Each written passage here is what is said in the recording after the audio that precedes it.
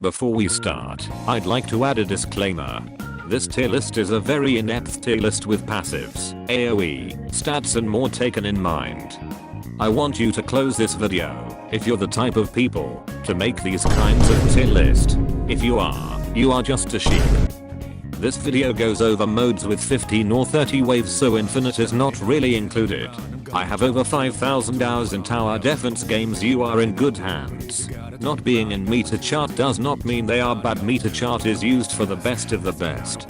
Let us start off strong with a new unit. Rengoku starts off with a short range line AoE, which makes him a decent or even bad placement unit.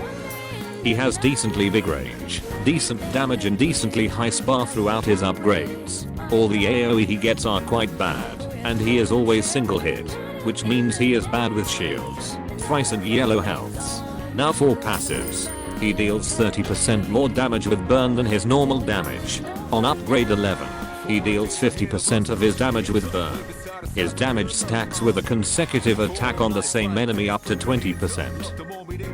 This means if he is shown to deal 11,400 damage, he is actually dealing 17,100 damage.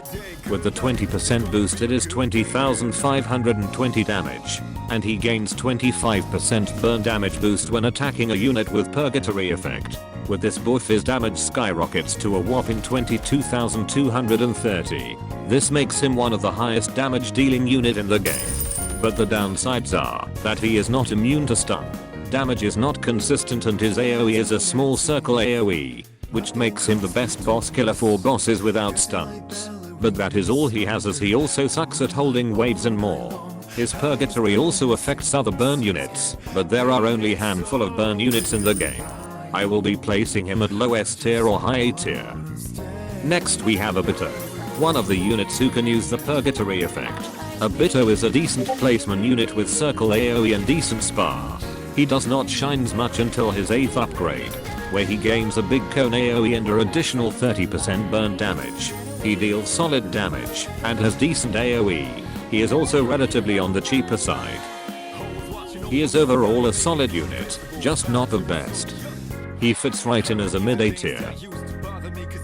Next we have Alucard, the most glazed unit in the entire community. He starts off with a very big range, but a line AoE. He quickly gains full AoE on upgrade 4, which makes him one of the best early/mid placement unit. He has relatively low DPS, but his passives makes up for him. He has bleed, which is anti-regen, and makes him and other units deal 20% extra damage. He also gains a new passive and ability at maximum level. This summoner relatively weak summons from the spawn. Every time his gals dies, he gains a damage boost. He spawns in 10 gals at a time and his ability has a decently long cooldown. This stacks all the way up to 35%. With all the buffs, he has one of the highest DPS in the game. But do not expect to maximum out his damage even in wave 30 gamma modes. Overall he is a great unit, but he is even better if you spam his upgrade 4 for his passives and full AoE for other units. I will be placing him at low S tier. But the best support is where he belongs. Next we have Naruto. He is a decent placement unit with a decent cone AoE and a multi-hit for shield shredding. He has really nothing much going on. He ends up in a small circle AoE with low DPS. Do not get me wrong, he does decent damage for his cost, but that is it. Overall he is just decent.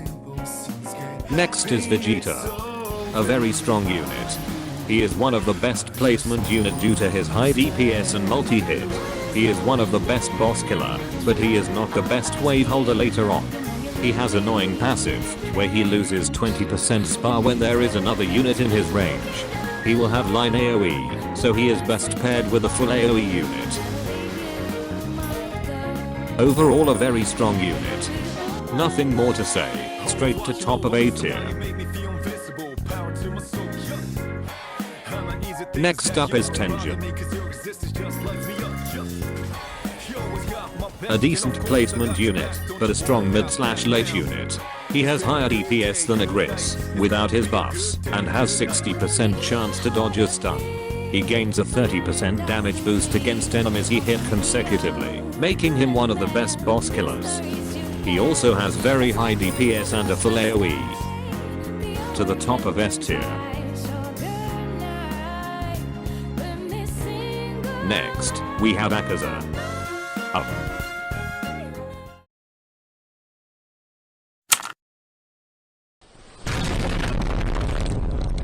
Hear me out. Drip. Trash. AoE. With all the jokes aside, he is a decent boss killer with only downside of his DPS being locked behind a cooldown. I think low A or B tier suits him. Wiki. Sung is one of if not the strongest starter unit in the game. He has one of the highest starting damage, multi-hit and decent spar. He himself is just a decent unit, but his ability and passives are amazing.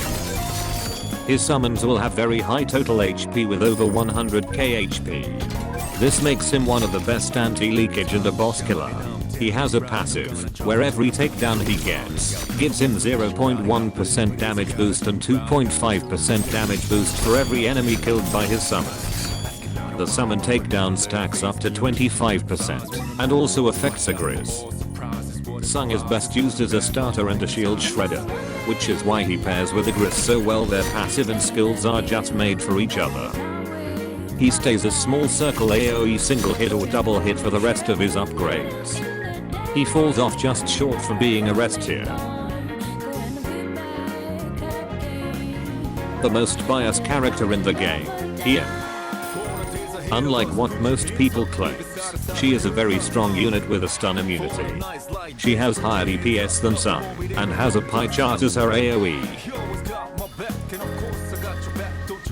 She has great AoE throughout her upgrades. Her damage fully relies on hitting her criticals. She may be a very strong unit or a very mediocre unit depending on how lucky you are.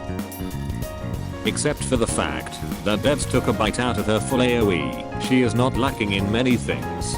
She is also very cheap. With Dead A you can spam up to 4 champion on maximum per match, and destroy through stages.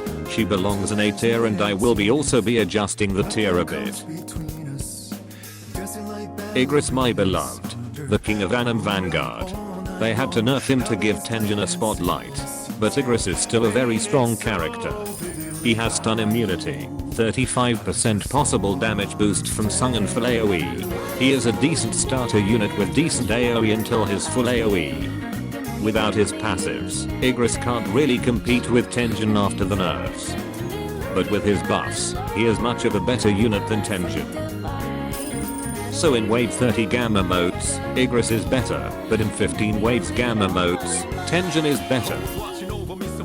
Now, let me rush through others, and explain the reasons.